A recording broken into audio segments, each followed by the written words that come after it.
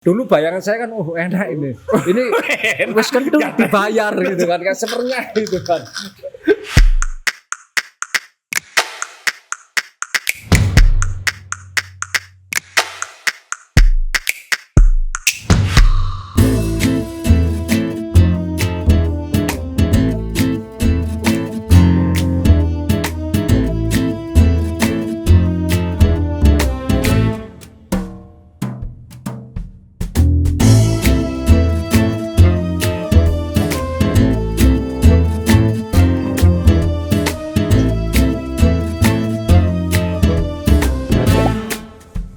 Ketemu lagi dengan saya Putu TA, Kepala Suku Mojo.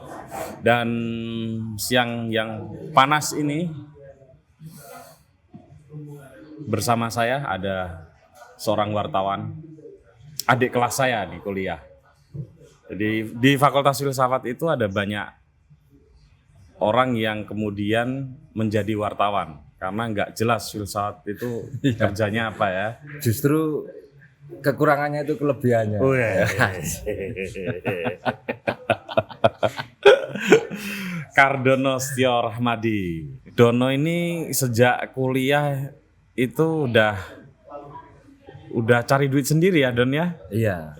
Dan waktu itu nggak asing lah ya. Hampir semua. Hampir kayaknya. semua mahasiswa. Saya juga jadi notulensi rapat di LSM nyambi-nyambi gitu ya. Kardono ini menerjemahkan buku nih. Apa dulu kamu nerjemahin buku apa saja tuh Don? The Day of Piglet di Jendela, terus kemudian Life and Work of Sigmund Freud. Oh, Itu yang angel-angel paling tuh. Sigmund Freud itu kan sulit diterjemahkan. Iya. Dan itu tapi lumayan besar juga karena tebal. Waktu itu jadi 1.100 halaman. Langsung kayak mendadak waktu itu. Ya. Iya.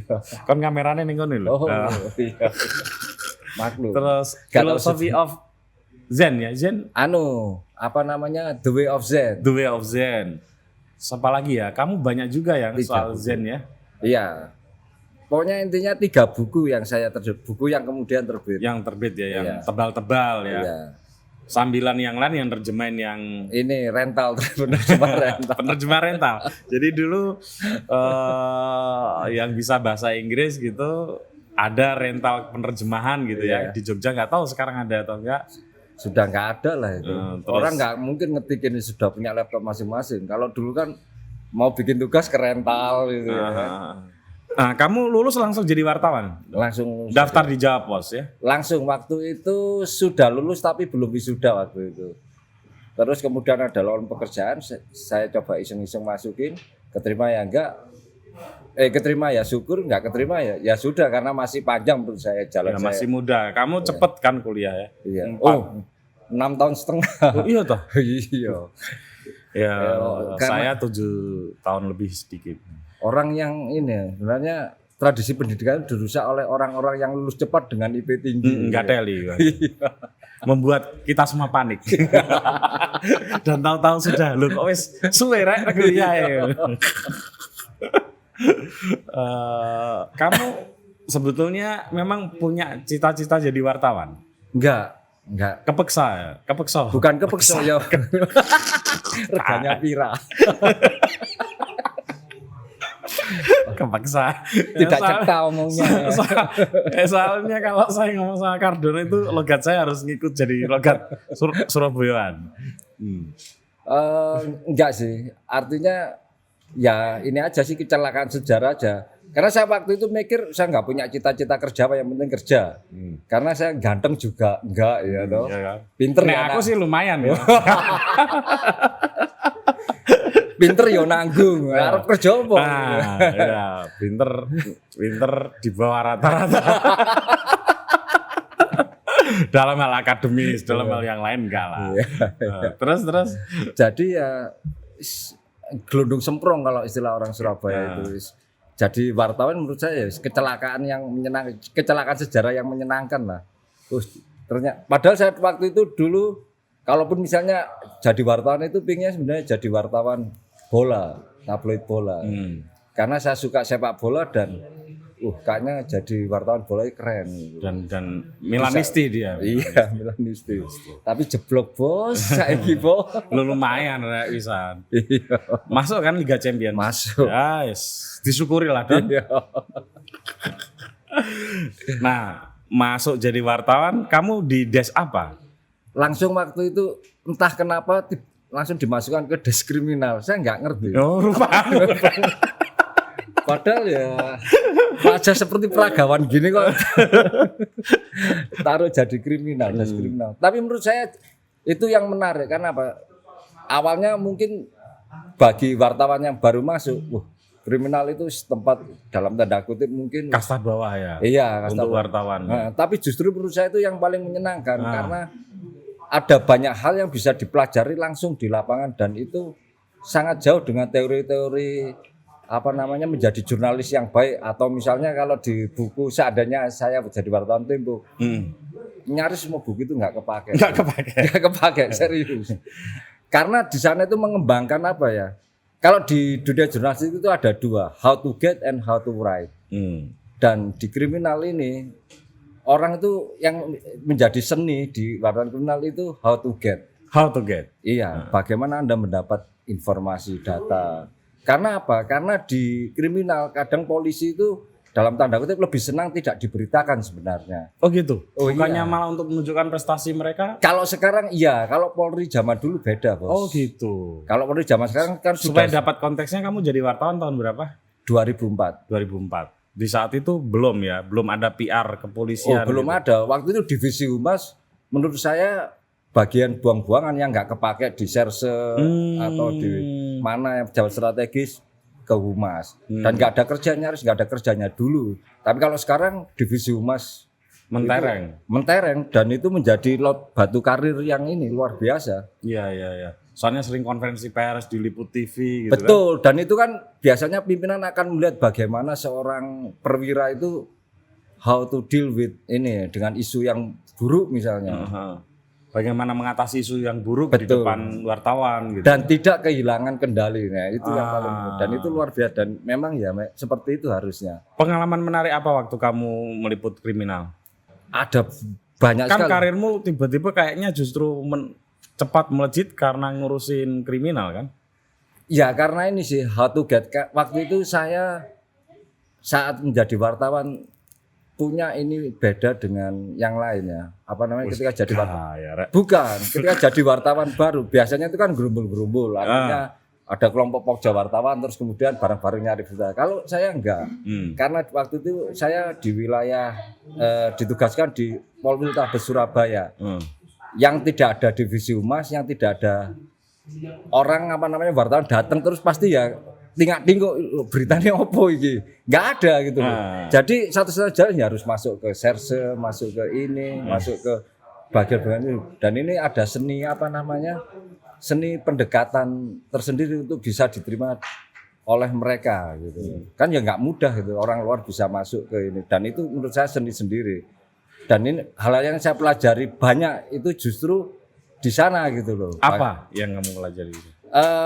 Ada beberapa mungkin tips ini ya sekaligus tips untuk para jurnalis pemula. Secara psikologis polisi kan berjaga 24 jam. Itu secara psikologis dia lebih nyaman dan lebih bisa menerima orang lain ketika ditemani malam hari. Jadi waktu itu saya habis dari kantor, habis deadline tuh jarang pulang. Tapi ke kantor polisi, ke penjagaannya dulu. Jadi nyanggung ada apa, bisa apa. Itu nanti ada KPI sendiri yang saya buat untuk diri saya sendiri. Saya harus bisa membuka-buka buku laporan sendiri gitu. Silakan lihat. Itu kan berarti tanda kepercayaan terhadap seseorang itu luar biasa. Dia tahu bahwa dunia polisi waktu itu penuh dengan rahasia dan kalau itu terbongkar itu bisa jadi skandal dan sebagainya. Tapi begitu ada membolehkan seseorang luar untuk melihat ini, berarti dia percaya bahwa saya tidak akan dalam tanda kutip membahayakan dirinya dan bisa menjadi teman bagi mereka.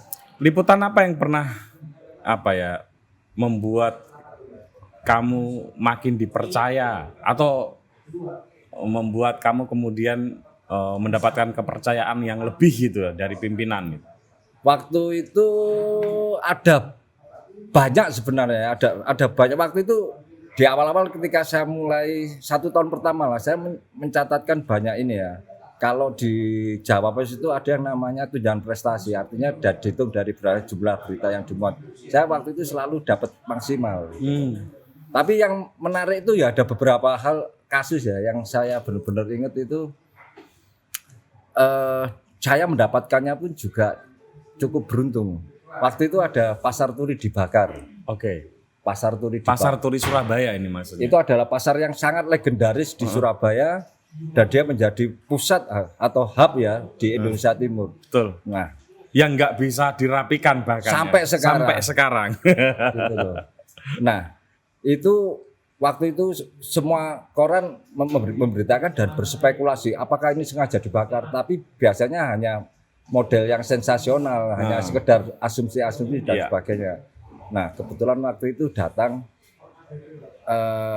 Puslap 4. Iya. Puslap 4 dari Yang Mabes.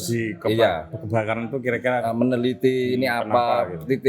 titik apa namanya, titik api di mana, terus seperti apa gitu. Nah, para wartawan itu mengejar itu semua, ngikutin kemana-mana.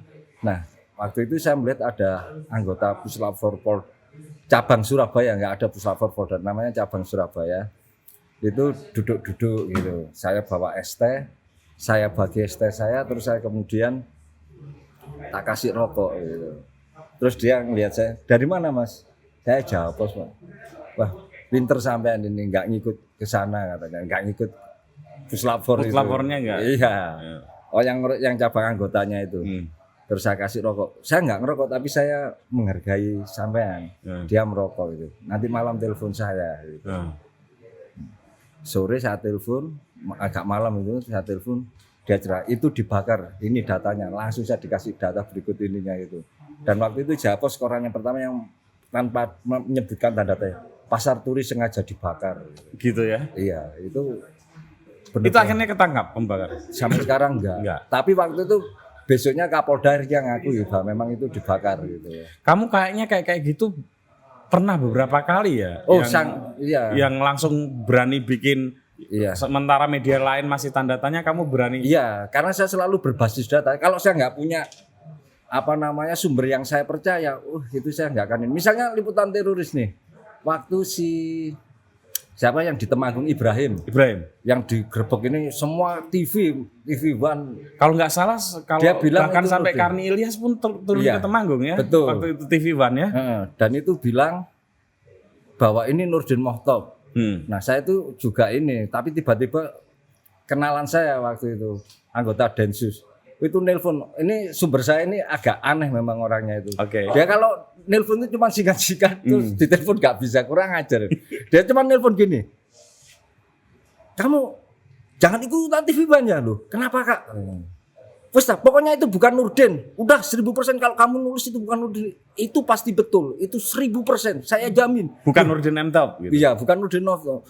Loh, terus apa ini buktinya? Udah, percaya saya aja, udah langsung dimatiin. Kan bajingan gitu ya. Waktu itu saya sampai bahkan debat sama Dahlan Iskan. Pak Dahlan Iskan. Pak Dahlan memang saat itu sedang concern soal berita itu dan dia percaya dalam tanda kutip ke TV Wardan ini. Waktu itu saya di Temanggung, saya telepon Redwell saya, ini ada Pak Dahlan minta ini. Wis gini aja, Masku waktu itu. Kalau memang Jawa Pos mau nulis bahwa itu memang Nurdin M-Top seperti yang di di TV dan sebagainya, saya pulang karena kamu menggertak lah. Iya, saya melakukan kerja ini, melakukan investigasi ini berdasar atas asumsi bahwa ini bukan Nurdin Mohtop. Kalau itu kemudian ini ya, terus saya buat apa di sini lah? Saya bilang gitu. Dan akhirnya diambil jalan tengah. Jadi tetap pakai Nurdin M-Top tapi itu dikasih tanda petik gitu loh. Ya mungkin itu kompromi, tapi begitu akhirnya kemudian konferensi pers dan ternyata itu Ibrahim bukan Nurdin Mohtop, wah ya ada kelegaan. Dan waktu itu ketika pulang pas ada rapat redaktur dan ada Pak Dahlan di sana, terus saya langsung dipanggil.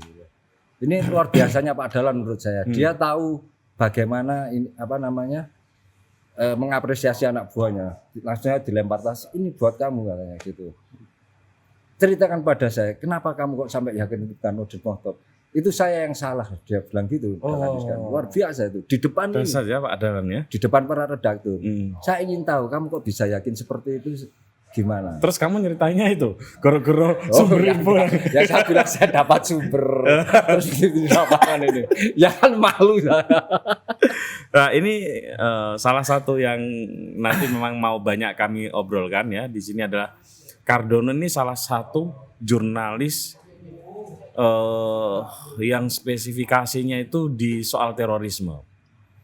Dan saya sebagai kawan dekatnya gitu ya, tahu persis reputasinya ini teman-teman. Karena kalau teman-teman mungkin melihat kan lebih banyak yang diingat itu kan yang di TV-TV yang Iya. sudah terdengar. Siapa itu orang titipan itu siapa? Iya. Kang Cecep atau siapa itu ya. Iya ya, pokoknya yang dramatis. Sementara yang media massa kan jarang orang menandai ya. Nah, Cardone ini pernah meliput banyak hal tentang terorisme dan liputannya itu kategori emas semua. Kapan kamu meliput soal terorisme?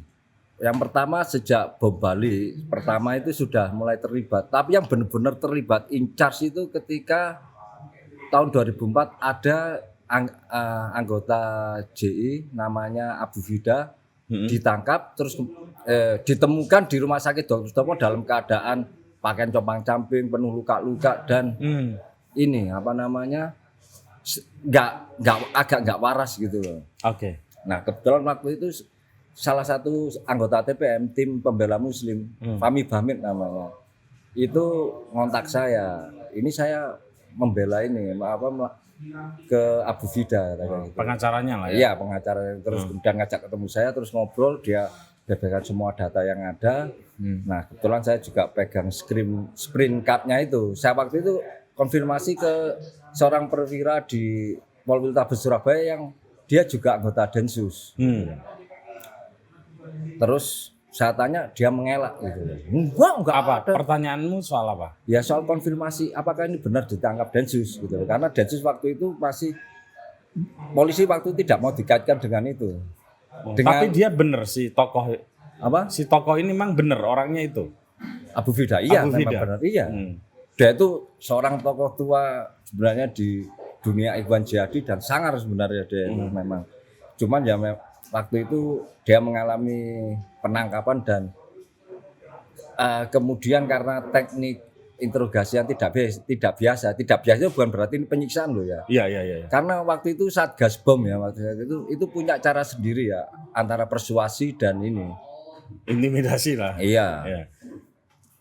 Nah, tapi ini Abu Fida sendiri kasusnya memang unik. Itu baru saya kemudian ketahui cerita sebenarnya bertahun-tahun kemudian ketika dia sering main ke rumah saya sebenarnya si Abu Fida. Malah itu. akhirnya kenal.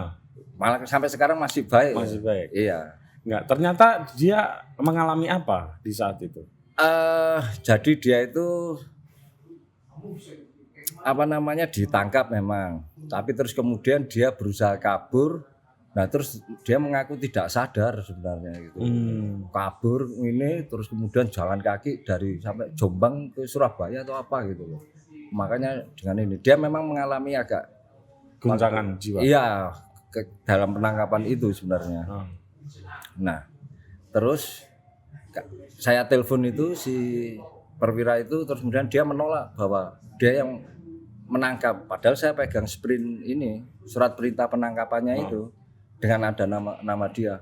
Besok pagi saya ditelepon langsung dimaki-maki. Bajingan kamu pembela teroris semuanya gitu-gitu lah. Tapi orang ini asik dan dia menjadi sampai sekarang menjadi sahabat baik saya. Oke. Terus udah kamu kesini sekarang. Tapi kamu udah nurunin berita? Udah. HL di halaman 1 waktu Halaman itu. 1. Dan menyebut perwira itu? Iya. Dan heboh. Itu sampai waktu itu kasusnya Goris Mire sampai datang ke sini kok. Dan kemudian ke sini tuh maksudnya ke Surabaya. Ke Surabaya dan dalam tanda kutip ini deal-dealan dengan Abu Fida. Udah kasus ini jangan diteruskan rame atau kalau enggak kami akan proses beneran ini karena Abu Fida ternyata dia adalah tokoh yang menikahkan Nurdin Mokhtar dengan perempuan Surabaya dan pernah menjadi tempat persembunyian safe house ya. Safe house-nya Azhari sama Nurdin. Si Abu Fida itu menyediakan itu dia. Kenapa? Tadi akhirnya orang itu menemui kamu, si perwira itu? Nah, menemui itu baru kemudian saya akhirnya punya jejaring baik dari kalangan teroris itu sendiri dan juga dari polisi. Jadi data saya itu selalu lengkap karena ada verifikasi dari dua itu. Pas kamu ketemu masih dimaki-maki? Ya dimaki-maki, tapi ternyata orangnya ya memang gayanya kayak gitu, dari Batak. Dan gayanya memang, tapi dia memang perwira ini bener, perwira lapangan bener gitu loh. Hanya kita tuh nggak nyiksa ini. Saya kasih telepon ke Sonaji, mantan Sonaji itu orang JI yang kemudian jadi juru bicaranya ini loh sebelum apa namanya JAD itu JAT, Jamaah Ansarul Tauhid itu. Nah itu ini loh, kamu telepon Sonaji, ini saya tangkap ini, gitu. Tanyain apakah saya siksa? Tidak, emang saya jadi dapat wawancara dengan Sonaji juga gitu. Akhirnya sejak itu hubungannya baik dengan teroris maupun dengan polisi itu. Jadi ketika ada apa-apa saya punya dua sumber yang selalu saya cross check gitu loh. Terus apa lanjutan karir di bidang peliputan terorisme? Ya setelah itu saya kemudian eksekusi Muklas, Imam Samudra sama Amrozi. Eksekusi di Nusa Jakarta, Kambangan. di Nusa Kambangan ya. Ya. Waktu itu saya sudah melakukan pendekatan dengan keluarga Amrozi gitu loh. Karena walaupun tidak ada berita atau apa, kadang saya memang sengaja sering main ke Lamongan, terus saya bawain beras waktu mereka masih susah. Jadi gitu. Hubungan antara saya dan mereka itu udah seperti keluarga, artinya sudah tidak ada yang disembunyikan. Bahkan ketika ke Nusa Kambangan, saya itu masuk bukan sebagai wartawan, tapi sebagai ini, saya dimasukkan ke tim Dewan Suro TPM. Oleh keluarganya, atas rekomendasi keluarganya. Atas rekomendasi keluarganya. Jadi saya itu datang ke Nusa Kambangan naik mobil bareng keluarganya itu. Wah itu ketika sampai Cilacap itu sudah ditunggu wartawan banyak. Jadi ya begitu keluar mobil langsung disodorin. Jangan-jangan ada yang kenal saya nanti iri loh, itu kok boleh bisa masuk gitu dan sebagainya. Itu. Apa yang terjadi di proses itu? Bisa ceritain nggak? Waktu itu karena saya waktu Japos menurunkan banyak tim, satu di Lamongan, terus di Cilacap itu ada dua, yang satu sebagai wartawan yang attachment di Mabes Polri, satu lagi saya menyamar sebagai keluarga. Jadi hari-hari waktu itu saya sama keluarganya Amrozi terus itu. Waktu itu si Ali Fauzi adiknya Amrozi, pikirannya kalut ya, bagaimanapun juga menghadapi kedua kakaknya akan dieksekusi dan ini tuh bingung. Sementara TPM sendiri juga si Mahendra Data agak tricky juga menurut saya sebenarnya. Nah, kebetulan ada penundaan waktu eksekusi. Maksudnya Mahendra Data ini adalah tim pembela, ketua tim pembelaannya. Ya. Terus? Nah, waktu itu sebenarnya eksekusi itu kalau nggak salah mau tanggal 2 November. Tapi Pangeran Charles datang. Oke, kunjungan ya? Iya, kunjungan. Itu ditunda. Maksudnya datang ke Indonesia sehingga menunda proses eksekusi. Padahal Polri waktu itu sudah biaya operasionalnya sudah sangat membengkak sebenarnya. Itu menimbulkan stres baik bagi para nelayan, anggota Polri yang terus berjaga. Karena waktu itu kalau nggak salah ya, surat Ali Gufron alias Muklas itu yang mau dieksekusi itu nggak tahu gimana caranya bocor. Berhasil menyelundupkan surat ke Aiman Al-Sawahiri yang sekarang jadi amirnya Al-Qaeda. Oke. Jadi waktu itu dan itu jadi liputan internasional. Aiman sendiri waktu itu sempat menyerukan agar semua anggota Al-Qaeda yang ada di Indonesia ini untuk melakukan amaliyah. Apa polisi nggak stres, Bos? Amaliyah itu aksi-aksi irhabiah lah. Teroris lah ya, gampangnya gitu lah. Teroris. Dengan segenap metode mereka masing-masing ya. Itu maksudnya kan amaliyah.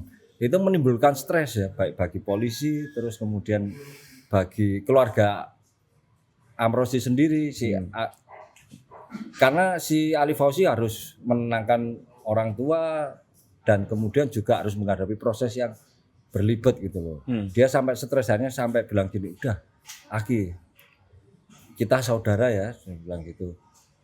saya ikut apa yang disarankan Agi ke saya. Gini aja lah.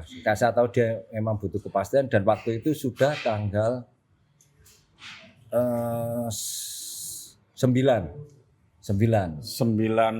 November. Iya. Sudah lewat dari mestinya. Iya lewat jauh dan waktu itu Pangeran Charles juga sudah pulang. Saya tahu bahwa malam nanti memang akan dieksekusi. Seharusnya sehari sebelumnya, tapi waktu itu ada force majeure. Jadi kendaraan polisi iring-iringan yang mau mengangkut ini mempersiapkan tiang dan sebagainya di lapangan tembak.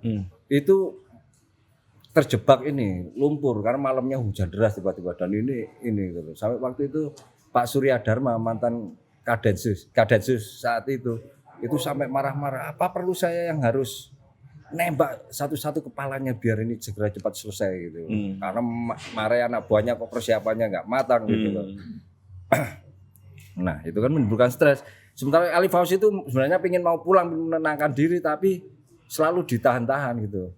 Saya tahu dia butuh kepastian tapi nggak mungkin saya dong. Itu menenangkan dirinya sudah di Nusa Kambangan ya? Di Cilacap waktu menunggu perahu ini kan udah beberapa kali ke Nusa Kambangan jenguk memberikan ini balik lagi ke Cilacap gitu. Nah waktu itu saya tahu dia butuh kepastian saja sebenarnya. Jadi saya ajak ke Polres Cilacap, terus kemudian saya ngomong, saya termasuk salah satu rombongan keluarga ini minta kepastian gitu. Kalau memang nggak diberitahu sekarang kami akan pulang tak gituin gitu. Ali Fauzi udah pasrah ke saya waktu itu. Saya bertiga. Saya, Ali Fauzi sama satu lagi temannya. Dan kamu tetap nggak terbongkar sebagai identitas wartawan ya? Iya, ini menurut saya sudah bukan wartawan lagi menurut saya ini sudah. Mungkin kalau disebut melanggar kode etik atau apa, udahlah saya nggak terlalu peduli. Yang penting saya mendapat inilah dan saya tidak ada mencederai kepercayaan siapapun lah intinya. Iya betul.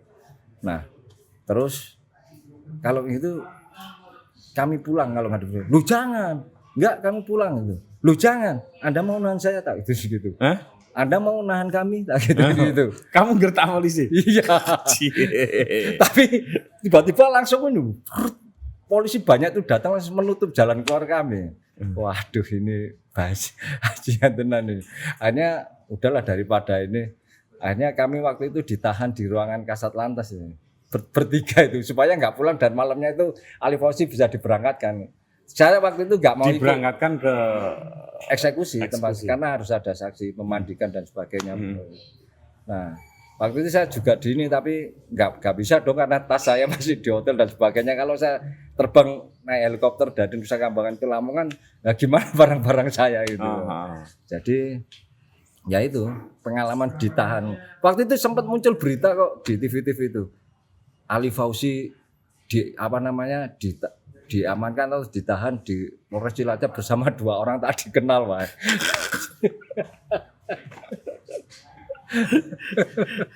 Tapi itu kamu tulis nggak yang di Jawa Pos berarti nggak nulis itu kamu? Ya enggak dong, nggak mungkin dong. Enggak, maksudnya apa yang kemudian kamu tulis di Jawa Pos soal? Ya paling kamu kan ditugaskan juga oleh. Iya, waktu itu saya hanya nambah mungkin via telepon karena yang nulis kan ada yang di Lamongan, ada yang di Cilacap teman saya bersama ini. Jadi mereka kirim beritanya dikompilasi, saya nambahi dari keterangan keluarga kayak gitu itu dan apa yang seharian ini keluarga ngapain gitu. Karena Jawa Pos memang kredonya itu sebenarnya dia menceritakan peristiwa dan penuh dengan warna-warni, bukan seperti Kompas yang memberitakan peristiwa. Beda genre. Ini bukan persoalan mana yang lebih baik, mana yang lebih buruk, tapi karena memang Jawa Pos sengaja memilih ini biar berbeda dengan Kompas. Kalau misalnya gini nih, ada diskusi gitu. Jawa Pos itu lebih suka menampilkan celetukan-celetukan lepas kayak gitu. Kalau Kompas kan langsung ke inti substansi pembicaraan dan sebagainya, kesimpulan. Kalau Jawa Pos lebih pada prosesnya, pada ini celetukannya gimana, reaksi dan sebagainya gitu. Nah, terus kamu gimana? Ya itu yang membedakan intinya seperti itu. Terus kamu dikirim ke Palestina ya? Palestina. Apa? Itu pertama dikirim untuk soal perang gitu ya? Iya, sebelumnya saya soal konflik itu saya dikenal sebagai ini suka liputan yang tentang konflik. Waktu itu saya sempat bilang sih ke korip saya saya nggak mau kalau dikirim ke luar negeri karena liputan undangan, karena bagi saya itu membosankan. Yang pertama itu pasti jadwal sudah diatur dan sebagainya, terus kan ngapain juga, terus harus mengikuti agenda yang undang gitu kan, perusahaan-perusahaan atau apa yang undang. Nah kalau liputan ini kan bisa merancang sendiri, bisa eksplor sendiri dan sebagainya. Saya lebih suka seperti itu. Sebenarnya saya pertama itu di Malaysia, ini pengusiran TKI itu loh. Oh, Saya waktu itu sempat ke camp-campnya apa namanya, Pati istilahnya, pendatang asing tanpa izin. Iya, iya. Di hutan-hutan kayak gitu-gitu. Dan ya kebanyakan kalau di Jawa juga diberangkatkan salah satunya dari Pati. Iya kan? Pendatang asingnya. Dari daerah Pati naik apa kapal lah ya.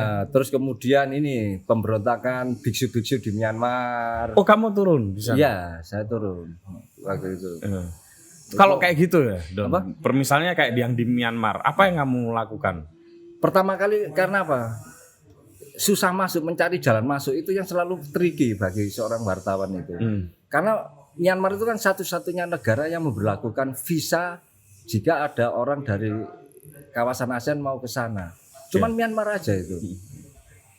Nah, itu kan saya apply visa dari Jakarta nggak bisa, karena ketika ini jurnalis dan apa namanya mau liputan di saat situasi sedang seperti itu ditolak. Terus saya coba ke Thailand gitu, dan ke Thailand itu juga agak tricky.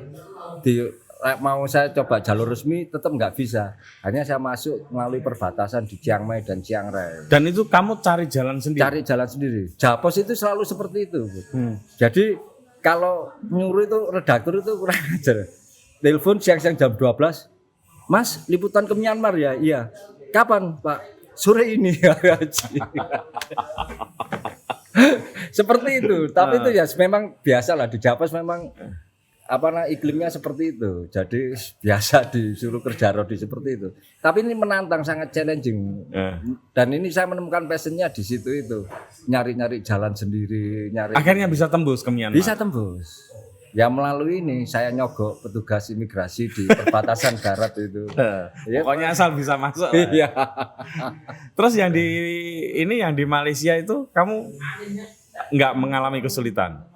Yang agak beratnya itu untuk menemukan camp-camp itu dan kemudian masuk ke sana itu diterima seperti itu. Terus untuk diterima oleh dan yang susah kadang keliru masuk di camp Madura itu yang bikin pusing itu. Kenapa? Gak bisa bahasa Indonesia, bisanya bahasa Melayu sama bahasa Madura. Wah ciloko tenan. Sementara kamu sebenarnya bisa kan? Tahu? Ya tahu, tapi agak susah kalau ngomong cepet ya enggak. Ini ngomong apa? Sementara saya ngomong bahasa Indonesia ya enggak bisa. Terus gimana komunikasi? Bahasa Melayu juga susah kan kalau seperti itu. Seperti itu. Terus yang di Palestina, Don? Palestina waktu itu kantor cuman bilang udah berangkat ke Palestina. Waktu itu sedang perang Arab Israel dan kita tahu sendiri kan waktu itu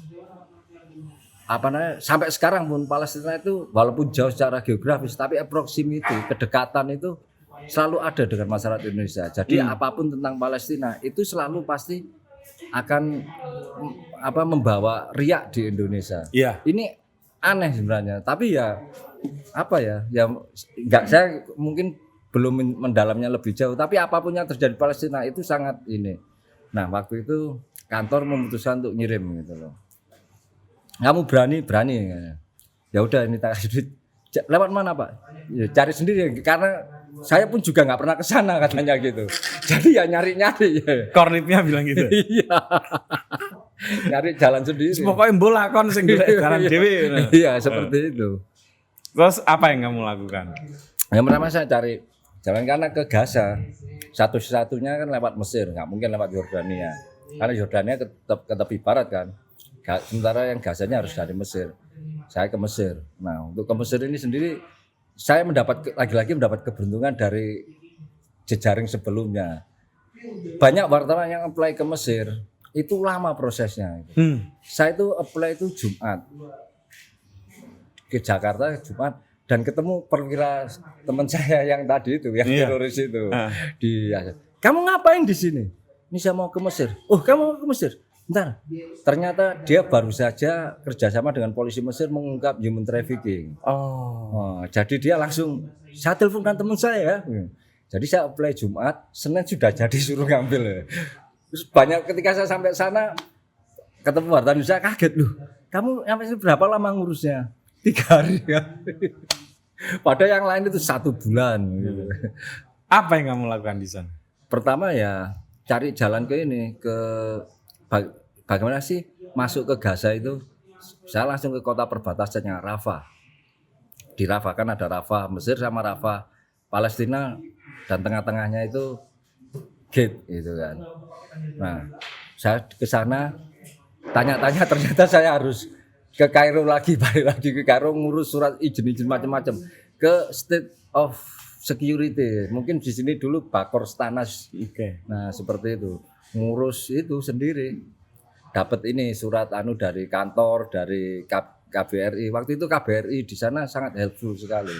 Jadi mengirim saya dokumen apapun yang dibutuhkan. Kami ngurusnya ya ribet lah. Tahu sendiri Mesir itu orangnya juga perlu diajar ini dia. John Robert Power itu berperilaku yang baik pada ini. Isinya kumis bentak ini guys. Terus pokoknya ujungnya saya disuruh tanda tangan segini itu bahasa Arab sama bahasa Inggris. Yang intinya menerangkan kalau jika ada apa-apa dengan kamu nggak boleh menuntut siapa-siapa. Gitu. Oke, saya tanda tangan. Baru kemudian masuk ke sana. Gitu. Di sana apa yang terjadi? Atau kamu meliput apa? Atau apa yang menarik di sana? Ya waktu itu saya jujur aja ya, ini daerah asing pertama. Iya. Saya nggak kenal siapa-siapa. Saya nggak tahu apa yang ada di sana kecuali dari berita-berita. Saya Makanya. biasanya kalau itu saya tuh punya SOP sendiri ketika seperti itu. Yang pertama cari base dulu. Base itu dalam artian tempat untuk naruh tas dan sebagainya. Oke. Tapi waktu itu saya hanya cuma bawa ransel isi baju 2 kok waktu itu. Itu yang agak saya sesali karena ternyata pas musim dingin itu. Nah, terus kemudian saya ke sana. Setelah dapat base saya cari kira-kira apa yang menjadi center point, meeting point di sana gitu loh. Rumah sakit. Karena di sana pasti ada orang yang bisa berbahasa Inggris gitu kan. Orang lokal yang berbahasa Inggris, ada orang saya di sana dan banyak orang mencari informasi di sana. Sehingga saya melakukan pengamatan mana-mana yang bisa saya dekati, terus kemudian saya ngomong bahwa saya wartawan dan saya butuh guide. Oh ya, kalau di tempat asing itu vital bagi saya untuk mendapatkan guide gitu loh. Tapi untuk mendapatkan guide yang baik nggak begitu datang terus langsung nyari bisa ditipu orang, tapi ya harus merasakan ritmenya dulu gitu. Kalau enggak ini pasti akan ketipu gitu. Nah, setelah dapat guide di rumah sakit itu kemudian baru keliling kemana-mana, akhirnya ketemu Hamas dan akhirnya diterima. Kamu bisa ya ketemu Hamas? Bisa ketemu. Dan untungnya saya mendapat ini sih, semacam privilege. Mereka tahu saya itu nggak bisa bahasa Arab. Tapi mereka, loh kamu sholat pakai bahasa apa? Ya pakai bahasa Arab. Coba-coba ya, waktu sholat maghrib saya suruh ngimami. Ini hujan. Terus loh, kamu ternyata kok fasih ya? Gitu. Iya. Oh, Indonesia. Bisa ngaji? Oh bisa. Tes gitu. Tes ngaji gitu. Oke. Saya baca lancar gitu. Masya Allah, wah, itu sudah berubah. Nggak tahu di Indonesia itu anak-anak kecil udah bisa pada ngaji. Rasa bahasa Arab tapi sama baca Quran. Nah seperti itu yang kemudian memberikan banyak keuntungan di sana.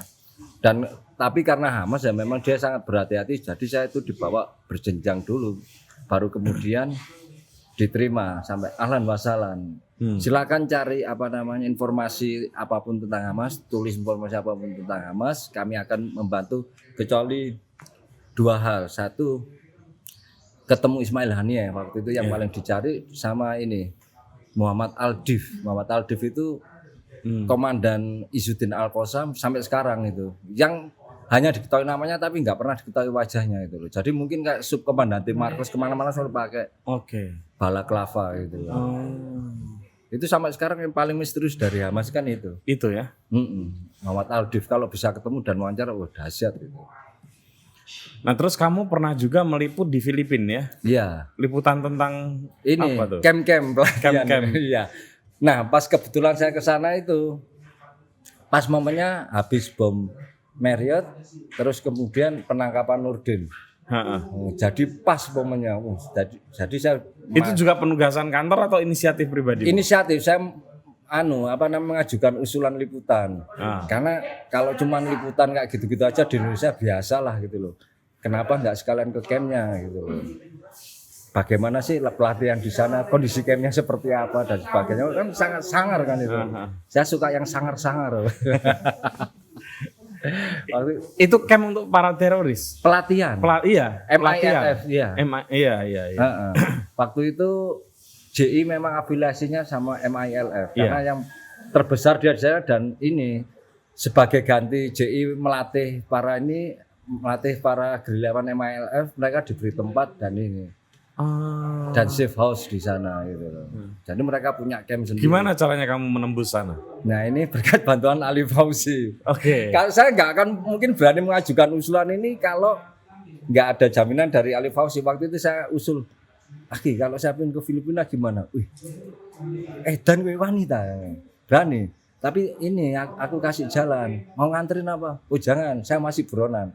Dia buronan kasus perampokan bank di Filipina, Ali Fauzi itu. FAI yang duitnya. Iya, FAI itu apa ya? Ya mencari dana lah dengan cara apapun ya. Salah satunya biasanya untuk perampokan. Nah, terus kemudian gini aja, kamu ke kota Batu City. Nah, kamu cari orang namanya ini.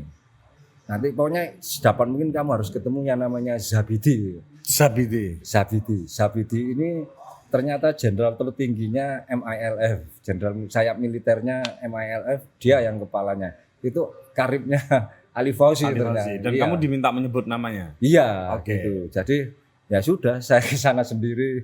Lewat mana kamu? Apa? Lewat mana? Lewat ini dari Kepulauan Nusa Utara, Sulawesi itu. Waktu itu saya menulisnya gini.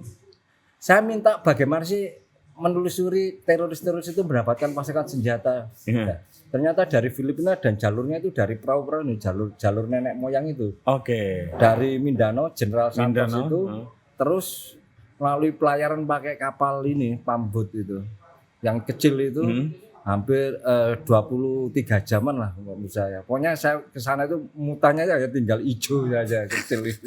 Kamu naik perahu kecil itu? Iya. Berarti ilegal sebetulnya kamu ke sana? Ilegal. Kan tapi kan bisa diurus, ada SPLP nantinya. Kalau perkara udah masuk dan ini gampang lah ngurus itu nanti. Yang penting masuk dulu. Iya, yang penting masuk dulu gitu. Terus begitu sampai sana? Ya nyari-nyari ini apapun kalau di kota Batu City itu. Sorry, berarti tadi kamu lewatnya Sangihe gitu ya? Iya. Laut. Iya. Saya dari Sangihe itu ada satu lagi pulau. Namanya Pulau Tinakareng. Oke, ya. Di situ itu pusatnya penyelundupan miras. Di sana walaupun pulaunya itu cuma ada 10 rumah palingnya itu. Tapi isinya itu mirasnya keras-keras, masa berkelas-berkelas dari Filipina semua itu. Melalui jalur nenek moyang itu. Nah, saya nyewa dari sana waktu itu masih 1,5 juta kok. Jadi berarti langsung ke mana tuh? Jenderal Santos, kota Jensan. Nah, kota Jensan, terus kemudian saya ke kota Batu City. Di situ itu tempat ini home base-nya MILF di sana. Mereka bahkan punya kantor ini sendiri gitu loh. Saya terus nyari-nyari tahu kemana. Terus ke sana itu kamu nggak ditanya apa-apa? Apa? Waktu ke kantornya MILF itu? Ya saya ngomong saya jurnalis dari Indonesia. Boleh? Ya boleh. Intinya saya selalu terbuka kok bahwa saya wartawan gitu loh. Saya ingin menulis tentang MILF, bagaimana perjuangannya. Saya agak ini sedikit. Iyalah, pasti diplomatis ada, lah. Diplomatis, ya. Ini akan apa yang akan saya tulis akan menguntungkan Anda karena saya bisa mendapatkan first person view dari Anda kayak gitu. Saya waktu itu ketemu sama ini jubirnya Mustafa Id Kabalu waktu itu. Oh gitu ya, iya gini. Tapi saya ingin ke daerah ini, saya ingin ketemu ini. Ya silakan. Terus kemudian saya minta ada ini. Dia minta kemudian ini kamu bawa ini pengawal katanya gitu. Karena di sini berbahaya. Oh itu yang kamu diantar naik kuda itu? Iya. Pokoknya pengawal ini yang akan ngantarin saya kemana, mau ketemu siapa itu nanti ini gitu. Karena kalau nggak dikawal di sana, ya bahaya. Bahayanya seperti apa? Ini mungkin saya kasih ilustrasi ya. Kalau di Indonesia baliho Kamtibmas itu tulisannya kan biasanya stop curanmor atau awas kunci ganda kendaraan Anda dan sebagainya. Kalau di sana itu apa? Stop kidnapping. Beda kelas, Bos. Senjata itu legal di sana. Kalau misalnya kita lewat pasar atau apa itu, preman-preman sana sambil ngatur-ngatur jalan ini sirinya kelihatan ini. Pistol gitu. Senpi, Glock dan sebagainya itu loh. Karena bekas ini kan masih di sana Pak, Pangkalan Amerika Diklat dan Subic itu. Jadi senjata banyak banget di sana. Wong kita beli di toko kecil aja, Glock itu dengan magasinnya 2 juta aja kok. Kamu beli nggak? Yang kayak apa? Ya siapa tahu untuk mempersenjatai diri. Malah nanti dikirain. Nah, terus dapat pengawal, saya kemudian ke namanya Camp Pawas. Nah, saya minta ke guide saya terus untuk saya ingin ketemu Zabidi katanya gitu. Saya waktu itu nggak ketemu Zabidi tapi ketemu tangan kanannya. Jadi saya diminta ketemu di satu titik namanya kota apa sih? Di daerah Pawas atau Ligo Hasan Mas, kawasan rawa-rawa gitu loh. Iya. Terus pokoknya jalannya wis ini. Saya tuh juga agak ndredeg juga begitu saya ketemu kan saya nyewa mobil kan. Datang di tempat titik tertentu tiba-tiba saya dibawa ini, datang bawa 5 orang bawa mobil tril bersenjata. Ini apa ini? Ikut saya katanya gitu. Saya dibonceng sambil ini. Ini saya mau dibawa kemana ini? Aduh mati saya ini. Tapi sudahlah. Ngapain juga bunuh saya? Enggak ada apa-apaan nih. Ganteng ya enggak. Nah, terus ternyata ketemu tangan kanannya. Nah itu langsung saya ini. Kamu apanya Zabidi katanya gitu. Terus langsung saya teleponkan ini Ali Fauzi. Itu. Aki, ini tolong ini saya udah ketemu tangan kanan Zabidi. Oh ya ini kasihkan ke saya. Ini ngomong bahasa Tagalog kayak gitu itu. Oh berarti Ali Fauzi bisa ya? Loh ya dia bertahun-tahun di sana instruktur bos kayak gitu. Langsung ini. Akhirnya langsung ini diterima. Waktu itu oke, kita langsung masuk ke Camp Pawas itu. Masuk Camp Pawas itu naik trail jalan-jalan gak jelas itu. Sampai di sebuah agak terbuka pinggirnya sungai gitu, itu sudah ada sekitar 100 orang berjajar itu sambil bawa senjata semua, tapi pakaiannya pakaian nggak seragam gitu, sambil gini, ini apa-apaan ini? Jadi saya merasa seperti kayak tamu kenegaraan yang ini gitu. Luar biasa Ali Fauzi itu, padahal rekomendasinya membuat dia dihormati seperti itu, dahsyat. Saya sampai nggak nyangka, dan itu jalan gini. Kiri kanan itu orang bersenjata lengkap gitu. Sementara saya bawa ransel tinggal ini. Iki apa iki? Udah ini komandan komandan campnya tuh duduk nunggu sambil sajian makanannya. Iwak kutuk, Bos. Wah, itu istimewa. Itu makanan mewah ya. Iya, sama ikan. Ini ikan apa namanya? Ini yang bikin saya kaget. Ini namanya mujair loh, podo mujair. Ternyata sama podo-podo mujair. Iwak mujair. Soalnya itu ikan yang membudidayakan orang Indonesia. Iya. Namanya juga mujair, bisa disebut mujair.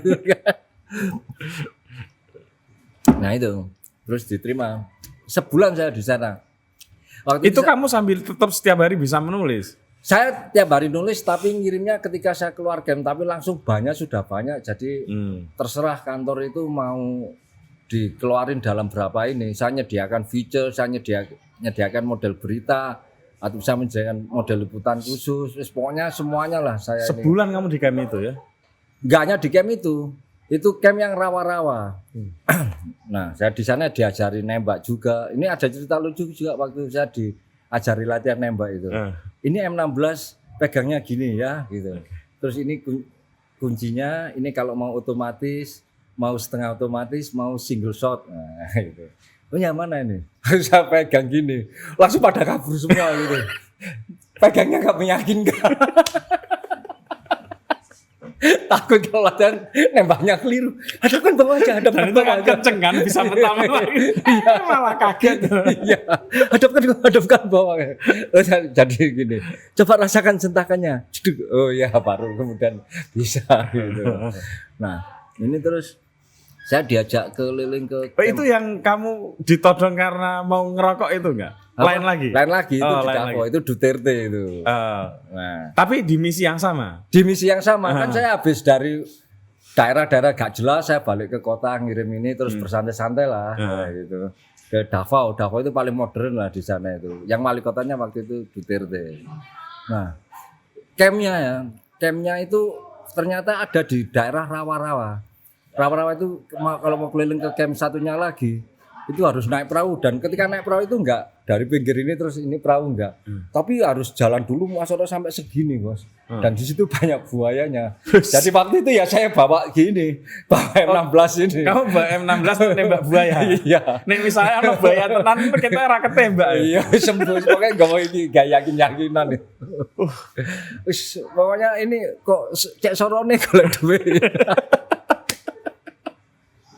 Nah, terus kemudian dibawa ke camp satunya lagi. Camp satunya lagi itu naik perahu. Oh, rawa-rawa paling cuma berapa jam gitu kan. Sambil perahunya itu perahu kecil terus ada mesinnya di belakang. Tapi Ya, sambil dihitungin ketinting lah. Iya, sambil bawa kayak ember gitu Iya, sambil untuk buang ininya. Akhirnya ternyata kapalnya agak bolong ya. Enggak itu. Ya karena kamu bukan orang pantai jadi ya. rembesan. Iya, itu. rembesan. Biasa itu kalau di kapal, di perahu itu. Ternyata luar rawa itu saya dari sini ke titik sana itu 5 jam bos. Iki rapo-rapo kok sak kabupaten iki. Iki ya ngopo yo gawe camp nang kene ya mesti ora diserang ya katene. Ya ngopo arep nyerang Soromen ngene nyebrangi rapo-rapo kaya apa ngono. Tapi bener ada buayanya ya? Ada buayanya Dan banyak. namanya aja pokoknya rawa-rawa luas segitu kok. Ya dari jauh itu ada buaya, saya pura-pura nggak ngerti aja saya. Buat apa ngeliat ini? Lihat buaya kebun binatang. Apa untungnya? Ke kebun Nanti binatang. buayanya malah suka sama saya.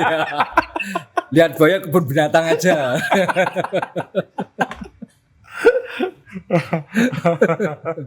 Itu yang kamu ngerokok ditodong gitu di mana tuh? Sebentar, itu nanti habis itu. Nah, habis dari camp itu saya keluar kan ke Davao. Nah, Davao itu ini yang anomali di Filipina Selatan. Rata-rata daerahnya itu kayak daerah Wild West lah. Itu baik antar baron politik, pertengkaran antar baron politik, antar preman, antar ini pokoknya jadi antar kelompok bersenjata. Di sana ada 4 faksi terbesar bersenjata ya. Yang pertama MILF. Oke. Itu inilah kayak apa namanya IRA, ya dia perjuangannya sebenarnya lebih ke kemerdekaan kayak GAM mungkin gitu ya. Terus yang kedua MNLF. Itu sama kayak GAM tapi dia nasionalis, bukan Islam, bukan berbasis ideologi. Yang ketiga Abu Sayyaf, kita tahu sendiri lah reputasi dia lebih ke jihad global. Dan yang satu NPA, New People's Army, komunis, komunis. Di sana, Kanan kiri ada semua ya? iya, kanan kiri semua bawa senjata semua pula. Ikan gak jelas daerah ini.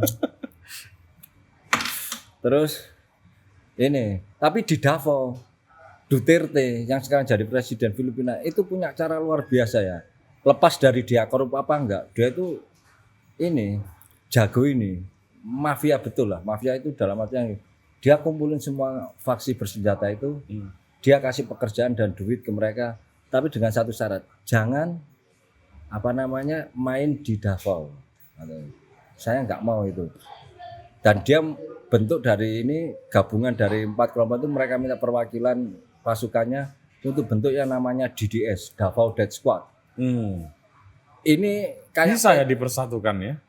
bisa ya, duit lah mungkin ya, nggak tahu gimana caranya Duterte mengelola itu. Tapi yang jelas ini apa namanya, mereka bikin Davao Death Squad dan seperti Petrus. Jadi misalnya sore ini City Attorney ya kayak jaksa kota itu bilang orang ini dicari karena kejahatannya ABCD. Ini kemungkinan dia bisa mati loh gara-gara ditembak rekannya ini. Saya minta dia menyerahkan diri ya, seperti itu. Besoknya mati bos, kena Davao Death Squad itu. Semua orang di Davao tahu itu. Tapi ya nggak secara resmi di ini. Luar biasa itu. Dan masalahnya Duterte itu juga ini ya berhasil menjadikan Davao itu kota yang teratur, bersih, dan dia model Robin Hood ngerampok tapi rakyat dikasih makan, cukup lah gitu loh. Jadi seperti itu. Jadi tingkat elektabilitasnya di sana luar biasa ya. Walaupun ya kalau mau diteliti ya. Terus kan ngerokok di todon. Nah, di sana itu Davao itu termasuk salah satu kota yang ini anti rokok, termasuk kota yang sangat ketat soal anti rokok. Pokoknya sepanjang ada atap gini itu nggak boleh ada rokok. Nah, kebetulan waktu itu saya ngerokok kayak di halte bis gitu loh, sambil gini. Terus tiba-tiba ada yang gesek-gesek saya, ini apa gitu. Ternyata ini apa namanya polisi kotanya itu.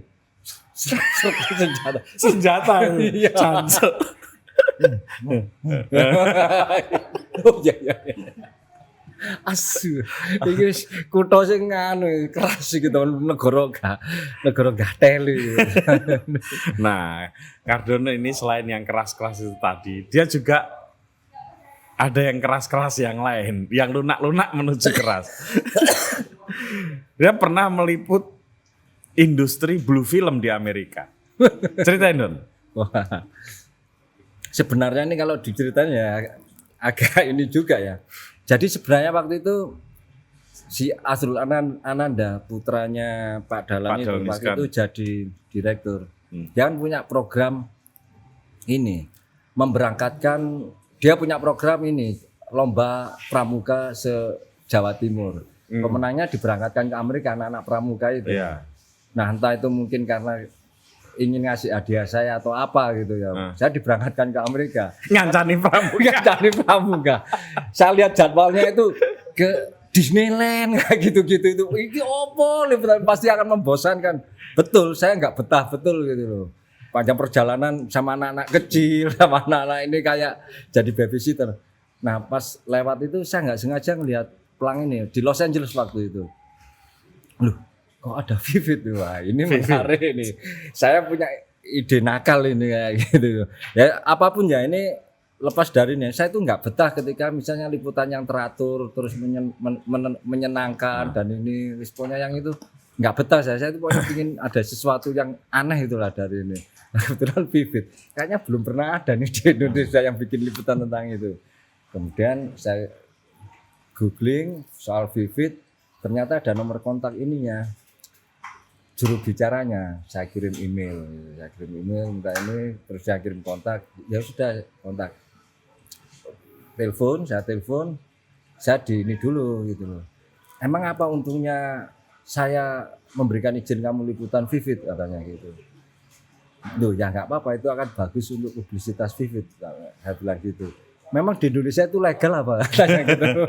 Loh ilegal, tapi Vivid punya banyak penggemar di Indonesia, itu pasti akan. Tapi mereka bisa mengakses internet untuk itu. Oh bisa, pasti bisa. Mungkin akan membantu sekali itu nanti. Nah, itu. Terus saya kemudian, oke, kita ketemu di kantor. Saya di kantornya itu. Saya terangkan dulu. Kalau liputan gitu biasanya ya nggak pernah bisa langsung datang eksekusi terus pergi, nggak bisa. Harus beberapa tahap gitu ya. Terus apa yang ingin kamu ketahui katanya gitu. Saya ingin wawancara dengan ini gitu. Dengan bintang-bintangnya. Dengan bintang-bintangnya juga saya ingin ke lokasi syuting. Oh, itu sengaja. Loh, enggak, saya penasaran betul. Ya penasaran pasti. Loh, saya sih sebenarnya enggak terlalu penasaran, tapi pembaca itu. Masyarakat Indonesia kan juga pengen tahu. Oke. Terus saya apa namanya?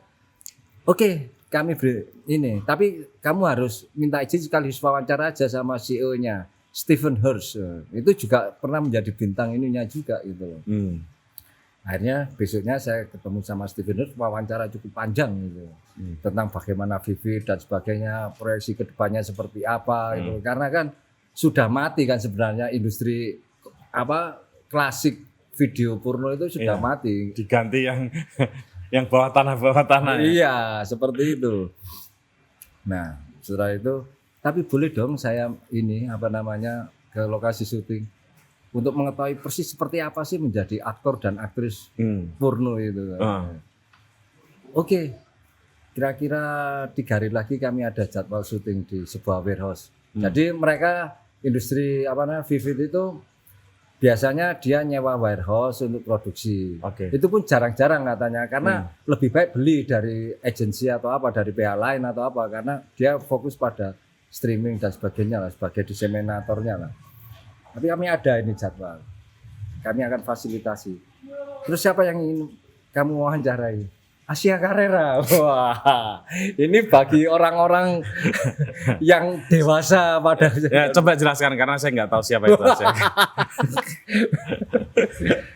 Asia Carrera adalah semacam magma itu yang mendewasakan banyak pria Indonesia di dasawarsa 90-an.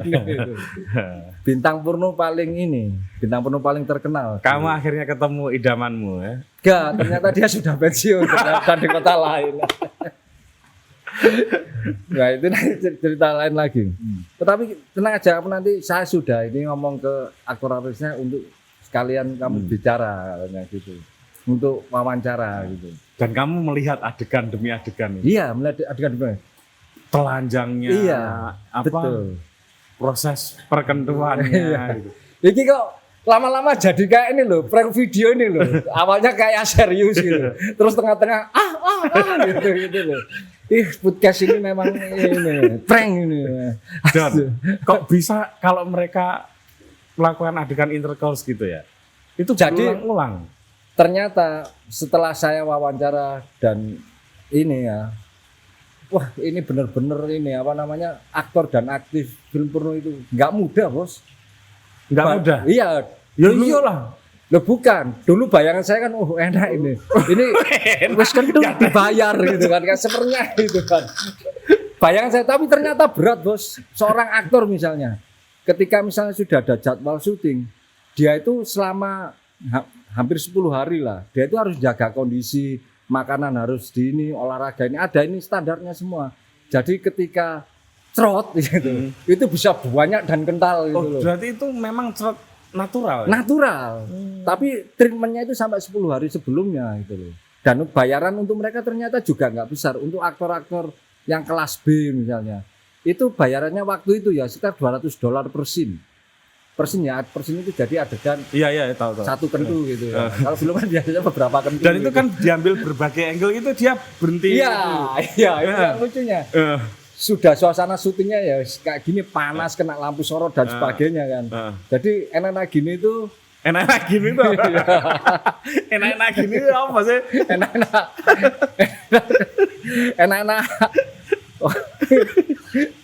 enak-enak gitu ya. Enak-enak gitu tiba-tiba sudah dia bilang cut gitu.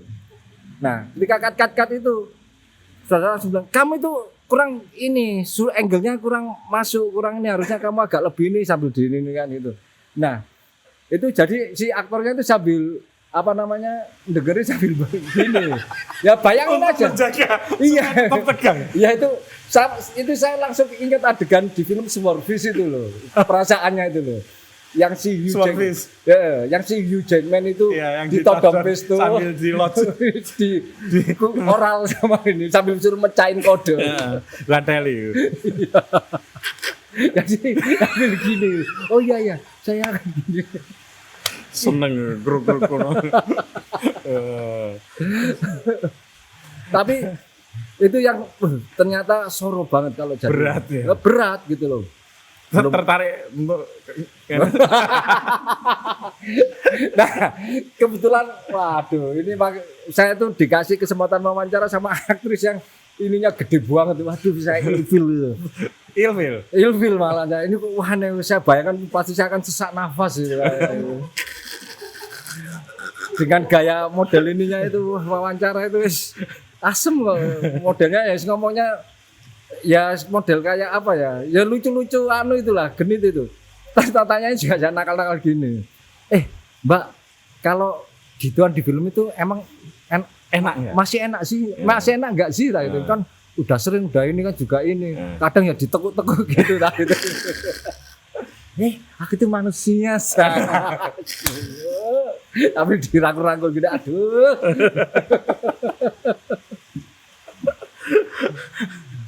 Oke, teman-teman. Ini makin ini sebenarnya saya masih bisa panjang lagi, tapi waktu ya.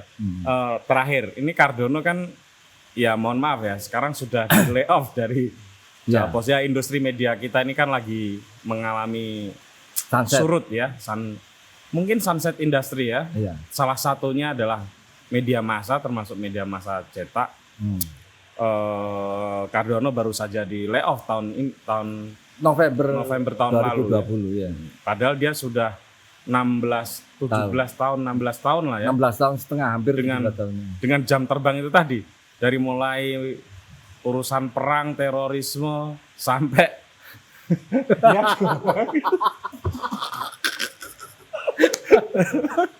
banyak lah, banyak itu hanya penilan cerita saja. Nah, dan Jawa Pos kayaknya sekarang sudah nggak dipegang Pak Dahlan Iskan lagi. Betul. Kamu bisa nggak di closing ini cerita, menurutmu Pak Dahlan Iskan itu sosok yang seperti apa? Kalau Pak Dahlan itu sosok yang menurut saya multidimensi ya. Tapi kalau dari perspektif saya sebagai seorang jurnalistik, menurut saya Pak Dahlan apapun harus diakui bahwa dia adalah salah satu jenius dalam jurnalistik. Bagaimana dia nge-treat wartawannya, bagaimana dia melakukan apresiasi terhadap jurnalis-jurnalisnya yang berhasil ini, bagaimana dia mendorong sebuah gaya baru menurut saya ya, dalam hal bercerita di sebuah surat kabar ya. Kalau Tempo jelas dia mingguan, dia sangat leluasa bermain diksi. Kalau Jawa Pos ini harian, Bos. Gitu. Betul. Dan itu tantangannya beda. Iya, tantangannya beda dan dia berhasil gitu loh. Dan Jawa Pos dari mulai koran hampir bangkrut menjadi koran yang waktu dibeli Pak Dahlan itu total produksinya cukup dimuat dengan 3 becak sebenarnya waktu itu. Ilustrasinya begitu. Iya. Sampai terus kemudian menjadi raksasa di tahun puncaknya mungkin sekitar 2007-2008 waktu itu tiras itu hampir 400.000. 400.000, luar biasa. Luar biasa, dengan anak perusahaan total itu 185 kalau nggak salah. Pak Dahlan itu galak nggak dong? Apa? Galak nggak? Galak tapi artinya kita tahu bahwa galaknya itu ya galaknya baik lah gitu. Galaknya baik itu dalam artian galaknya bisa mendrive wartawan itu menjadi lebih baik. Tapi dia sering ngajarin wartawan gitu nggak? Oh, sering banget. Bahkan tapi ketika dia menjabat Menteri BUMN dan sebagainya itu nyaris nggak mungkin ya. Tapi masih di Red PLN kadang dia datang ke kantor baca koran langsung panggil wartawan, ada berita yang nggak pas, redaktur sama wartawan panggil, kita ngaji. Jadi misalnya bertiga itu dibacain dia satu-satu. Ini kenapa kok gini? Ini kenapa? Kata per kata, Bos. Kenapa diksinya ini luar biasa ini. Oke, ini karena juga hujannya turun deras, suaranya nggak kedengaran. Kita akhiri dulu Don ya. Oke teman-teman, semoga obrolan ini menarik, terutama buat Anda yang masih ingin menjadi wartawan spesialisasi liputan yang liputan yang penuh tantangan. Dari mulai yang tentang terorisme sampai esek-esek. Sampai ya gimana? So Don,